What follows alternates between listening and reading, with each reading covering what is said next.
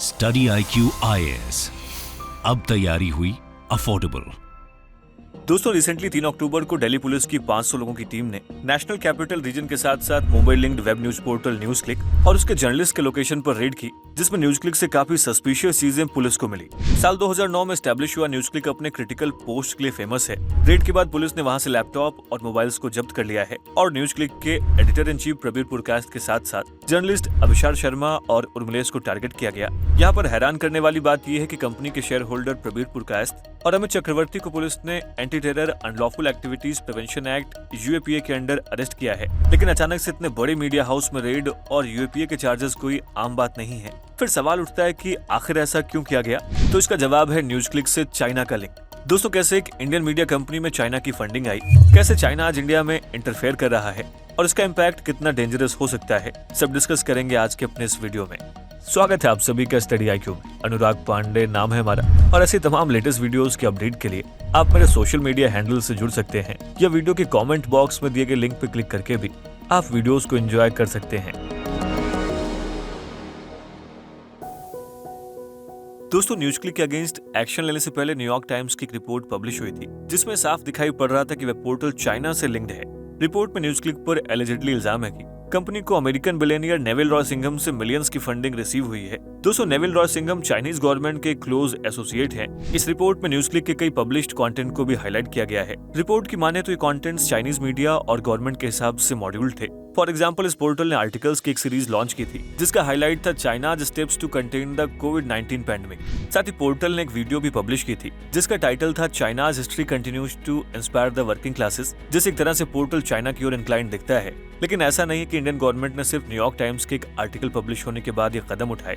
दरअसल इंडिया के financial watchdog enforcement directorate ED ने साल 2021 से ही न्यूज क्लिक को सिर्फ 3 साल के पीरियड में लगभग $4.56 मिलियन यानी कि करीब 38 करोड़ रुपए फॉरेन फंडिंग से रिसीव हुए। और ये फंड्स एलिजिडली कई कंट्रोवर्शियल जर्नलिस्ट जैसे कि गौतम नौलखा और तीस्ता सीतलवाड़ के एसोसिएट्स के बीच डिस्ट्रीब्यूट किए गए। फिर ED ने सर्च आगे बढ़ाई और prevention of money laundering act PMLA के अंडर दिल्ली NCR में लोकेटेड PP के न्यूज क्लिक स्टूडियो के ऑफिसेज और इसके एसोसिएटेड एंटिटीज के साथ ही साथ डायरेक्टर्स और शेयर होल्डर्स की तलाश की। दोस्तों, इसी सर्च के दौरान फॉरेन करेंसी, इनक्रिमिनेटिंग डॉक्यूमेंट्स और डिजिटल एविडेंस सीज किए गए। दोस्तों, वीडियो को कंटिन्यू करें उससे पहले आप सभी के लिए एक इम्पोर्टेंट अपडेट है।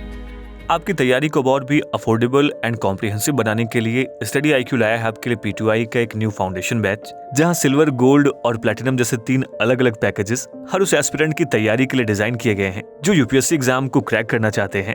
जैसे भी आप 12th में हैं या आपके घर में कोई एस्पिरेंट है जो UPSC की तैयारी को स्टार्ट करना चाहता है, तो उसके लिए 42 मंथ्स का प्लैटिनम पैकेज।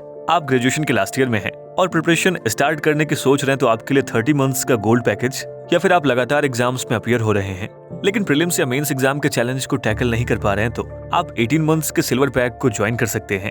यहाँ आपको तीनों ही पैकेजेस में प्रीलिम्स, मेंस एंड इंटरव्यू यानी UPSC एग्जाम के तीनों स्टेज की तैयारी बेसिक से एडवांस तक कराई जाएगी।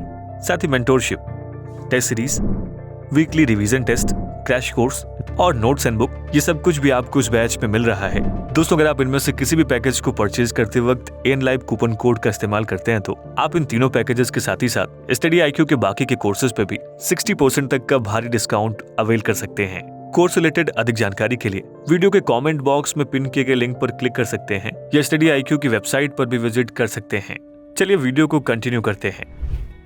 दोस्तों, ED ने रिवील किया कि 38 करोड़ रुपीस में से लगभग 9.59 करोड़ रुपए न्यूज क्लिक में फॉरेन डायरेक्ट इन्वेस्टमेंट यानी कि FDI के जरिए इन्फ्यूज किए गए और बाकी अमाउंट सर्विसेज एक्सपोर्ट के जरिए आया। देखा जाए तो ED के इन्वेस्टिगेशन में रिजल्ट भी सामने आया कि इस पूरे 38 करोड़ रुपए का सोर्स चाइना ही है। जो एलिगेशंस ED ने लगाए थे, उसके मुताबिक अमित चक्रवर्ती, जो कि न्यूज क्लिक के शेयर होल्डर हैं, उन्होंने अपने PMLA के स्टेटमेंट के अंदर ये मेंशन किया है कि नेविल रॉय सिंघम ही अमेरिका से आने वाले फंडिंग्स का अल्टीमेट ओनर है, जिससे साफ होता है कि चाइना डायरेक्टली इंडियन मीडिया में एंटर हो रहा है। लेकिन ये न्यूज क्लिक का चाइना कनेक्शन अपने आप में कोई इकलौता और पहला केस नहीं है। दरअसल चाइना शुरुआत से सीक्रेट प्रोपेगेंडा ऑपरेशन चलाने के लिए एक्यूज किया जाता रहा है।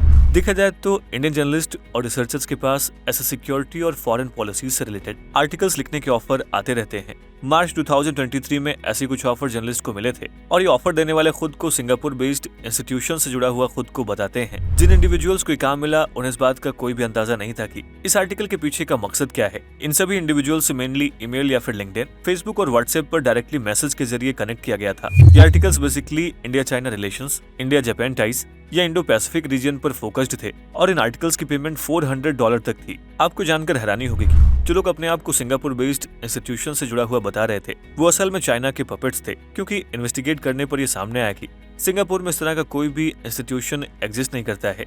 ये फेक आइडेंटिटी के जरिए बस किसी तरीके से चाइना को ज्यादा पावरफुल दिखाने के लिए ऐसे आर्टिकल्स पब्लिश करवाते थे। दोस्तों, चाइना के लिए काम इतना आसान क्यों है अगर इसे भी समझने की कोशिश करें तो देखिए, क्योंकि इंडिया ऐसा इकलौता देश नहीं है जहाँ की मीडिया में चाइना घुसपैठ करता हो। आपको जानकर हैरानी होगी, लेकिन चाइना ने ग्लोबली कई एक्सटेंसिव एडवर्टाइजिंग कैंपेन्स को अंडरटेक कर लिया है, साथ ही कई मीडिया हाउस आउटलेट्स को भी खरीद लिया है और ग्लोबल मीडिया को इन्फ्लुएंस करने के लिए बिलियंस इन्वेस्ट कर रहा है। एक रिपोर्ट के मुताबिक हर साल चाइनीज रेजिम अपने स्टेट मीडिया की रीच इंक्रीज करने के लिए करीब $1.3 बिलियन का इन्वेस्टमेंट करता है। चाइना इतना बड़ा अमाउंट फॉरेन न्यूज आउटलेट्स में स्टेट मीडिया को प्रमोट करने के लिए कर रहा है। यूएस जस्टिस डिपार्टमेंट के मुताबिक चाइना डेली, जो कि चाइनीज रजीम का माउथपीस है, उसने अमेरिकन न्यूज़पेपर को करीब $19 बिलियन की पेमेंट की थी और ये $19 बिलियन पिछले 4 सालों में एडवर्टाइजिंग और प्रिंटिंग के लिए पे किए गए।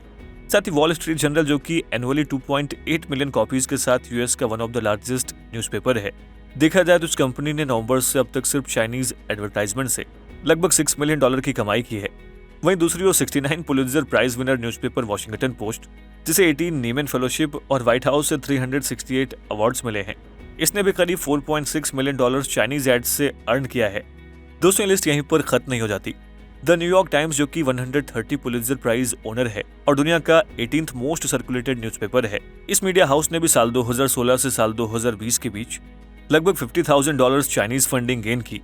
आज the Los Angeles times, Seattle times, Atlanta journal constitution, the Chicago Tribune और द ह्यूस्टन क्रॉनिकल और द बोस्टन जैसे न्यूज चैनल्स भी चाइना डेली के क्लाइंट्स हैं।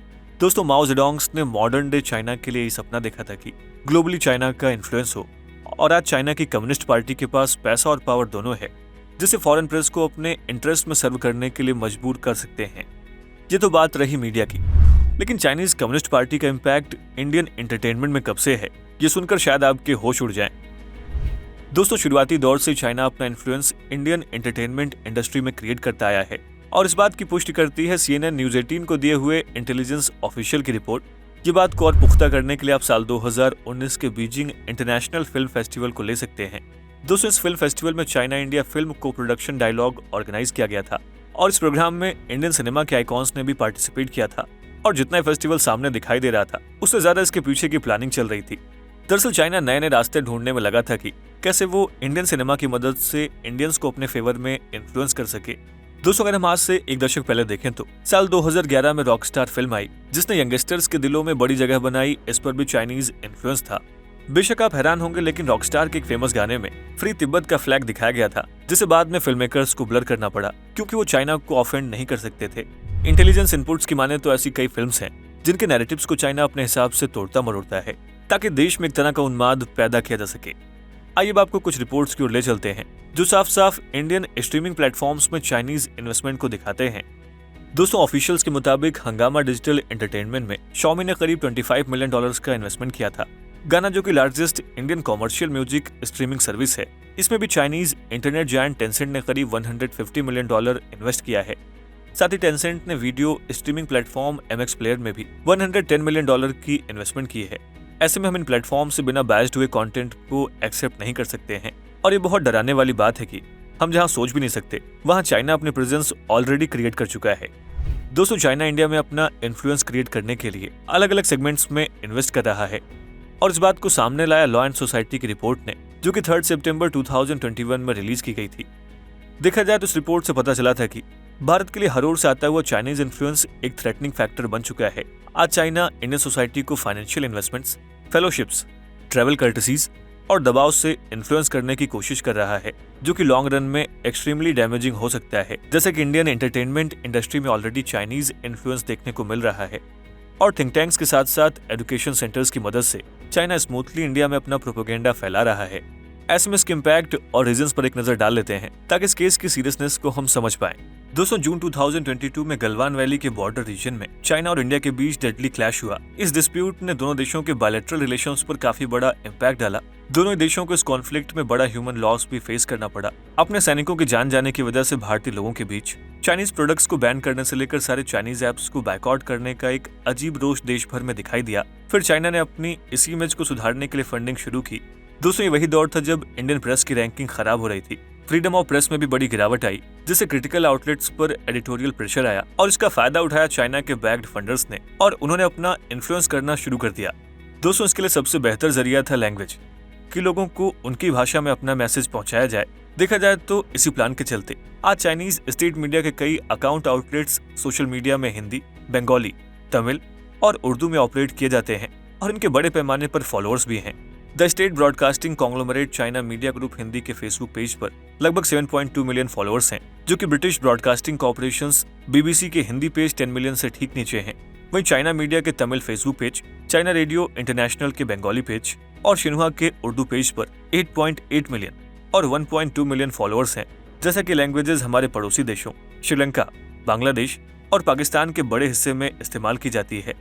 ऐसे में इन हिस्सों में भी चाइना का इन्फ्लुएंस क्रिएट हो रहा है, जो कि इनडायरेक्टली इंडिया के खिलाफ नेगेटिव पोजीशनिंग और नेबर कंट्रीज में इंडिया के खिलाफ हेट को बढ़ा रहा है। साथ ही इंडिया में भी इन लैंग्वेजेस के मिलियंस स्पीकर्स हैं। यही वजह कि चाइना एक तीर से दो निशाने लगा रही है। China radio international broadcast Hindi, Bengali, Tamil और उर्दू में भी प्रोग्राम करके इंडियन रेडियो लिसनर्स को भी टारगेट कर रहा है। दोस्तों शायद आपको ना मालूम हो, लेकिन चाइना मीडिया ग्रुप हिंदी और बंगाली यूट्यूब पेजेस होस्ट करते हैं, जिसका नाम हिंदी मसाला और बांग्ला सिस है, ताकि उनके चाइना कनेक्शन को कोई आइडेंटिफाई ना कर पाए। दोस्तों इससे एक तरह से ब्रेन वॉश का काम किया जा रहा है। वहीं दूसरी ओर cyber hacking, land encroachment, Arunachal में नेगेटिव इन्फ्लुएंस और अपनी मनी पावर स्ट्रेटजी का यूज कर चाइना इंटरफेरेंस करता ही रहता है। देखा जाए तो किसी भी देश की मीडिया को उसका चौथा स्तंभ माना जाता है। ऐसे में हमारे दुश्मन मुल्क का इंटरफेरेंस बहुत ही भारी पड़ सकता है। देश में अशांति और हिंसा फैलाई जा सकती है। जिस तरीके से लोग आज ई पेपर्स और ऑनलाइन न्यूज पर डिपेंडेंट हैं, ऐसी सिचुएशन में लोगों को इन्फ्लुएंस करना बहुत ही आसान हो गया है।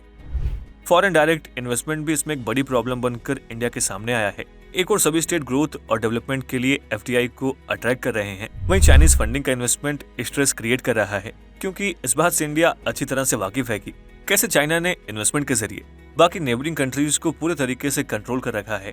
भारत लगातार मैन्युफैक्चरिंग और एफडीआई इनफ्लो बढ़ाने के लिए कोशिश कर रहा है, लेकिन इंडिया ने साल 2020 तक चाइना के 435 एफडीआई एप्लीकेशंस में से सिर्फ 1/4 ही अप्रूव किए हैं। साफ है कि इंडिया डेवलपमेंट तो चाहता है, लेकिन चाइना के इन्वेस्टमेंट की शर्त पर नहीं। दोस्तों चाइना अलग अलग तरीके से भारत के लिए इंटरनल सिक्योरिटी थ्रेट क्रिएट करते आया है। ऐसे में रिपोर्ट्स और डेटा सीरियस वार्निंग के तौर पर उभरती हैं, और ये सिचुएशन ज्यादा अलार्मिंग इसलिए भी है क्योंकि चाइना ऑलरेडी इंडिया के पब्लिक अफेयर्स के डीप इनरोड्स में है, खास करके ऐसे फील्ड्स में जो पब्लिक परसेप्शन मैनेजमेंट को अफेक्ट करती हैं। ऐसे में भारत को जरूरत है कि इस डायरेक्शन में कड़े कदम उठाए जाएं। इस तरह की परिस्थितियों से निकलने के लिए स्ट्रॉन्ग फॉरेन इन्वेस्टमेंट पॉलिसीज और खासकर चाइना से आने वाले इन्वेस्टमेंट पर ध्यान देने की जरूरत है। दोस्तों इस बात से इनकार नहीं किया जा सकता कि आज चाइना सुपर पावर बनने के लिए किसी भी हद तक जा सकता है, और ऐसा इसलिए है क्योंकि पिछले 2 दशक में इंडिया ने ग्लोबल प्लेटफॉर्म पर अपनी इमेज जिस तरीके से बदली है। एशिया का नया सुपर पावर इंडिया ही नजर आ रहा है, जिसे पीछे छोड़ने के लिए चाइना कुछ भी कर सकता है। जरूरी कि गवर्नमेंट ऐसी सस्पिशियस एक्टिविटीज और फॉरेन फंडिंग्स के ऊपर पैनी नजर रखे। दोस्तों आपकी इस मुद्दे पे राय क्या है, हमें इस वीडियो के कमेंट बॉक्स में जरूर लिखें। स्टडी IQ IAS अब तैयारी हुई अफोर्डेबल।